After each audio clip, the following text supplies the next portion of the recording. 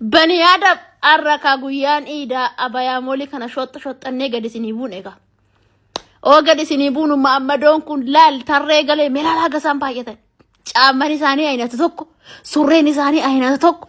Ani kontirbaandiyaan fe'amanii dhufan ta'e baasii fe'ee dhufe ta'e rabbi haa beeku. Eerfoon Muhammadon asitti argitan kun hundi isaatu eerfoonis akkaateera. Mootummaan eerfoonii kenneef ta'e caammaa aynata tokko kenneef ta'e hin beeku caamman isaanii aynatuma tokko. Eerfoon isaan godhatan aynatuma tokko. Eessumaa yaatanii dhuftan ijoollee har'a garuu. Mootoon ani hin beekin bokkaa namaa roobe waa'ee ni har'a. Sila hajumaanitti maaltu bu'ee har'a. Kaampaaniin kan jiru Abu Dhabi Aleeni Raasalkee midha ajumaan keessa kaampaaniin hin jiru eessaa yaa'e Muhammadoon har'a ijoollee. Eebanne meelala caammaa isaanii aynatuma. Video kana gadumatti dhaggeeffadhaan dabartina dhugaa waaqayyo video kana argeemte gorga video jechuu jammare. Mucaa mataa koo na dhukkubaa naa kadhadhaa jetteen. Ija mataa dhiigeetu harma kee lachuu qabadhu bayyesuus sim jedhime harma kee irratti waan argaa jira. Harma kee qabadhuuti. Uffay jedhe maala furfata. Achina sana booda mucaan irratti dubbatte harmi koo nagaadha mutu jiru. Ani sobeetan jiru bayyuu jettee jechuudha. Dhugaa waaqayyo video kana gadumatti ilaalaa jiru. Gaafa naqee irratti dubbatu yakkottee namaa jedhe. Maa furfatee waa'ee harma maqadumnaan fiixee harma kee lachuu qabadhu baala goota raajee immoo dhaggeeffadha kana karaa jiru. Garuu waaqayyo si argeera achumattuu si argeera ergaa dubbatamaa ture keessa kan keeyyuu jira. Ameen. Mee maa irratti si kadhachuu koo barbaaddate? Mataa kiyya takka malee na dhukkubaatti akkanaa kadhattan hin barbaade. Harka kee irra kaa'e si'a sadii Yesuus simee. Yesuus. Ati ol gara waaqaatti asii ol ilaaliitii hafuura kee si'a sadii bakkeetti baase. Maa inni mataa harma keetii mee harma keessa kamiidha? Mataa harma keetii irraa mee fiixee harma kee irraa? Maata. Yoo maal gooftaa Yesuus. Mee harmuma kee lammansaa qabadhu si'a sadii harma kee lammansaa qabadhu si'a sadii bayi. Yesuus simee. Yesuus. Jesus. Jesus. Harma kee lammansaa osoo hin taane harma kee karaa gar tokkodhaan harma kee irratti waan darbatamee waan shiftedhee si hoosisee si waraanaa si dhukkubaa deemee harma kee kana madeessuu barbaadu ni jira waaqayyo gooftaan garuu sirraadha yerashii. Ameen. Nama waaqayyo dhugumaan argitanii harma koo irratti naa kadhattanii. Dhuguma hargitanii alallee mataan na dhukkubaan jiru dhuguma hargitanii. Lakki nagarree. Dhuguma dhugaadhaan tajaajilaa jirtu. Lakki nagarreen jedhe. Harma kee qabadhu tanaan fayyaa kooti. Nagaa kooti galata waaqayyo. Nagaa naaf kenneera waaqayyo. Maasobdanii asirra teessanii tajaajiltu maasobdanii asirra teessanii kana jettu. Warri isinii kadhachaa oole akkasuma qannam bushoota isinii jedhame maqaan isinii baheerayyuu asirra teessanii akkasumaaf ameen jettanii hin fudhatiina fayyaa kooti. Irraa gadi buusuuf dandeessu waltajjiirra maaliifi boleetti erga waaqayyo nagaa si godhee rakkoon tokko hin jiru jechuudha namoota akkasii wajjiniin keessummeessuu yookiin haasa'uu hin barbaachisu jechuudha. Irraa gadi buustanii iddoo ishee qollafuudha. Kan akkasiinuma jiru. Anis nan beeka hundayyuu. Harma maal jedhatte harma qabachiiste baala gitte ati raajiidha amma maal goota iddoo harmaati mucaan harmi ishee nagaadha.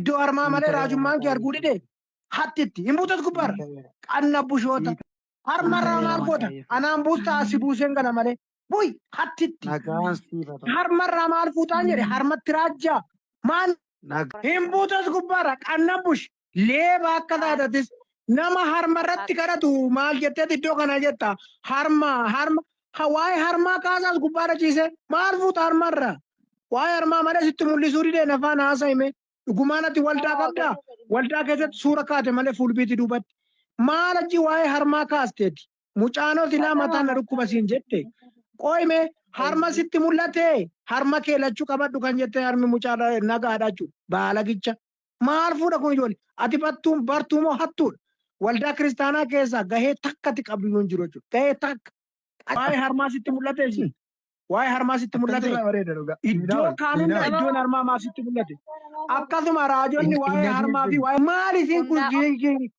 Des namni fayyaa qannabush timjet ati wajjin qixxee hirmatta qannabush maal ishiin kun qannabushoonni jala yaate akka ra'ootaa marratti abbaan keessan asitti gurguree sa'asitti gurguree lafasitti gurguree biyya alaatti erge malee akkati raajii jala ciciiste akkaawuntii raajii irratti qusattuudhaan miti kan akka keessanii kan raajii sobbii jala kan yaa'u amantoota sobduu akka keessan kana firee lama baatee irra kaatee uummataaf saba ijoollee dogoggorsiisa jechuudha. Barati maal fakkaata kun ijoollee gubbaarra taa'e. Maqaa Yesuusiin si keessa haa camu nafuura raajii si keessa jala si kaachisu. Maal jalaa fuute? Raajiin raajii caalu macaafa qulqulluuti jechuudha. Maqaa keetiin seexana baafneerra, maqaa keetiin dhukkubsattoota fayyinneerra jedhu raajonni bara dhumaa. Siin beekumatumaayyuu fuula koo fuulduraa badaan jedhan immoo caafameera kan akka jedhu.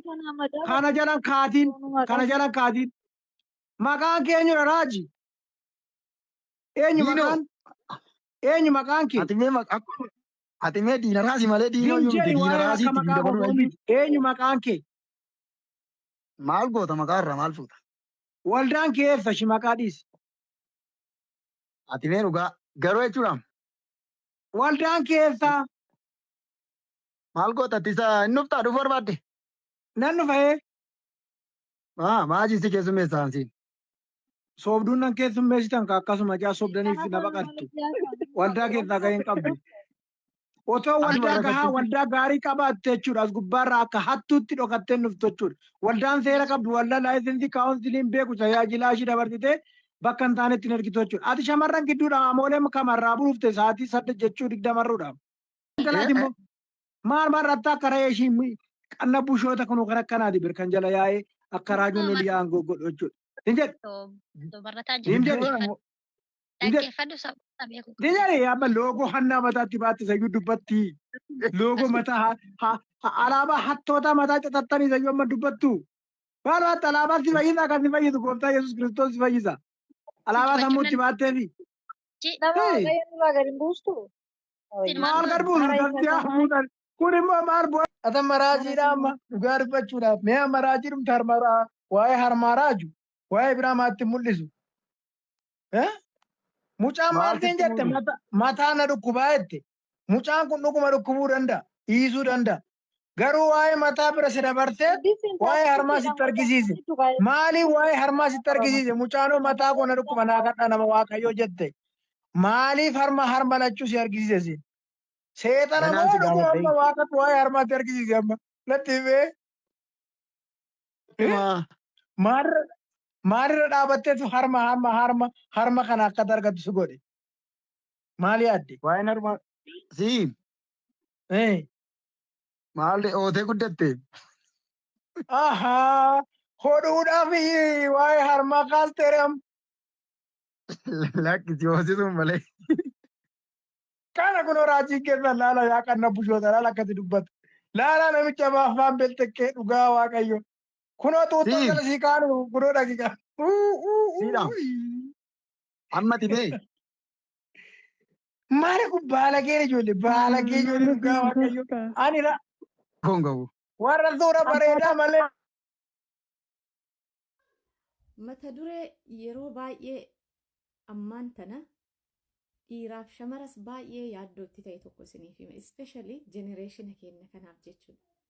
Asumaan immootu mana kana fooloo godhuudhaan komentii jalatti yaada qabdan hundi keessanuu komentii keessan laaluu barbaada. Viidiyoo kanas repost share copy linkii waliif godha jechuudha. Yaadota akkanaa kanneen yeroo irraa gara yerootitti akka isin bira ga'u yoo jaallattan jechuudha. Yeroo hedduu namni baay'een keessaa dhiira tokko kan na jaallatu bultiidhaaf kana barbaadu akkamitti beekaa jedhanii shamarran ispeeshaalii shamarran warra dhiiraa irraayis naa dhufa shamarran irraa ispeeshaalii baay'inaan naa dhufa jechuudha gaafiin kun. Gaafii kana hunda namaatiif akka ta'utti isinii deebisa. Nama tokko tokkoon deebisuudhaaf naaf hin mijatu waan ta'eef jechuudha. Asirratti maaltu jira?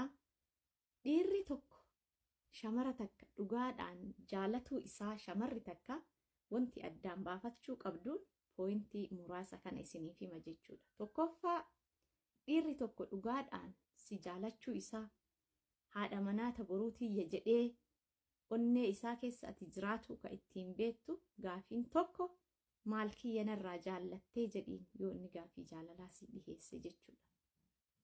Yoo innin waa'ee fiizikaalii kee irra yookaan immoo waa'ee bareedina keetiitiin wal qabatu si hima ta'e dhiirti sun na amani dhiira dhugaadhaan si jaallattu miti. Maal jennaan fiizikaaliin kee yookaan bareedni kee teemporariidha, waan yeroo gabaabduuti jechuudha.